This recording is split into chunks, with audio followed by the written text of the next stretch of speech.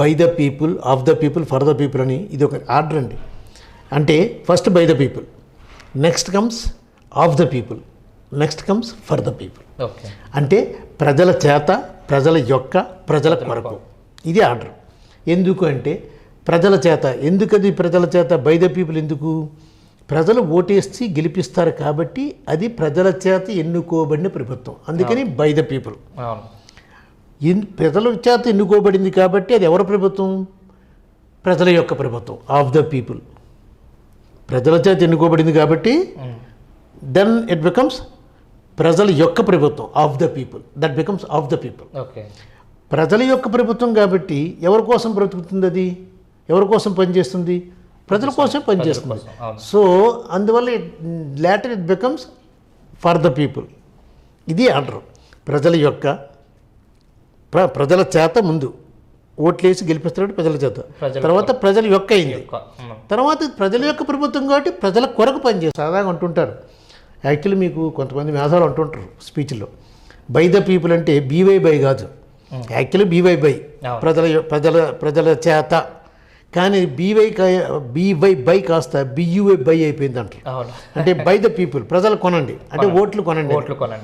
ఆ తర్వాత ఏంటి? ఆఫ్ ద పీపుల్ అంటే ఓఎఫ్ ఆఫ్ కాదు, యాక్చువల్గా అయితే ఓఎఫ్ ఆఫ్ ద పీపుల్ అంటే పీపుల్ యొక్క.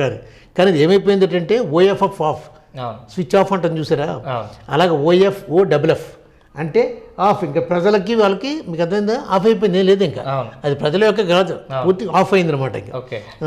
తర్వాత మూడోది ఏంటి? For the people, FR for అంటే ప్రజల కొరకు, ఫర్ అంటే కొరకు, ప్రజల కొరకు, ఫర్ ద పీపుల్. ఆ ఎఫ్ఆర్ ఫర్ కాస్త ఫర్గెట్ అయిపోయిందట, ఎఫ్ఆర్జిఈటి, ఫర్గెట్ పీపుల్.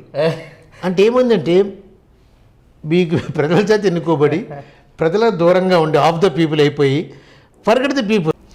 ఓటు నమ్ముకోవడం వలన మీరేమైంది? బై ద పీపుల్ కరెక్టే, ఓటేస్తున్నాం ప్రభుత్వం. ఇక ఓటుని ఎప్పుడైతే నమ్ముకున్నాం బై ద పీపుల్, తర్వాత ఆఫ్ ద పీపుల్ లేదు, ఫర్ ద పీపుల్ లేదు, ఓన్లీ ప్రజల చేత ఎన్నుకోబడుతుంది, ప్రజల యొక్క కాదు, ప్రజల కొరకు కాదు.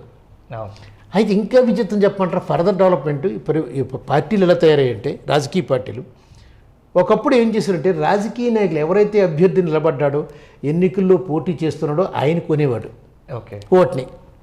ఇప్పుడు ఎంత డెవలప్ అయిపోయారంటే పార్టీలు, రాజకీయ పార్టీలు, అసలు మీ డబ్బులు తిందిరా కొనుక్కోవడం, ఎవరైనా వాళ్ళ పార్టీ అభ్యర్థులు మీ డబ్బులు తిందుకు కొనుక్కోవడం, ప్రభుత్వ డబ్బులతో కొందామని మొదలుపెట్టారు. అనేసి ఏం చేస్తున్నారు? ఈ స్కీమ్స్ అన్నారు చూసారేవో. ఇప్పుడు ఈ వెల్ఫేర్ స్కీమ్ అంటే సంక్షేమ పథకాలు అనే పేరుతో వాళ్ళు చేస్తున్న పని ఏంటండి? ఈ పార్టీ ఆ పార్టీకి అన్ని పార్టీలు చేస్తున్నాయి, డైరెక్ట్గా బ్యాంకుల్లో డబ్బులు వేసాడు. మరి డబ్బులు